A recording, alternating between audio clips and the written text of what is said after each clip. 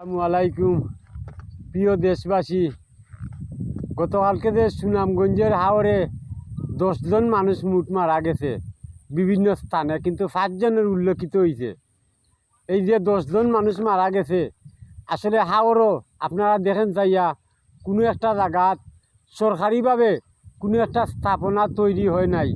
কারণ আসলে সরকারি কৃষি মন্ত্রীর কাছে আমার একটা আবেদন যে প্রত্যেকটা হাওরও যেন সরকারিভাবে একটা ছোটো করে একটা টঙ্গের মতন একটা বাসা তৈরি করা হয়, যাতে মানুষে মেঘ তুফান অথবা বজ্রপাত হইলে মানুষ এই জায়গায় নিরাপত্তা স্থান নিতে পারে, মানুষের জীবন রক্ষা করতে পারে।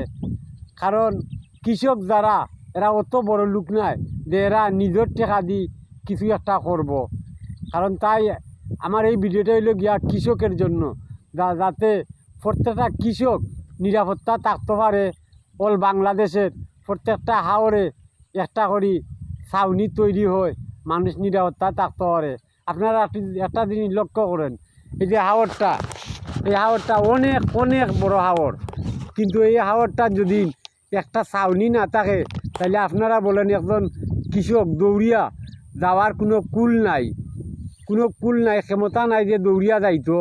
এই যে শিরা বৃষ্টি এমনকি বজ্রপাত হইলে মারা যাওয়ার মেইন কারণ হইল গিয়া মানুষের কোনো ছাউনি নাই, মানুষ একটা নিরাপত্তা যে লইব তার কোনো জায়গা নাই।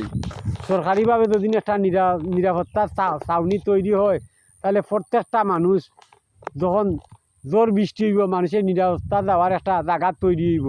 তাই আমার এই ভিডিওটা আপনারা শেয়ার করে দিবা, যাতে বাংলাদেশ কৃষিমন্ত্রীর কাছে আমার এই ভিডিওটা পৌঁছে। আমার বিশেষভাবে আকুল আবেদন আপনাদের কাছে।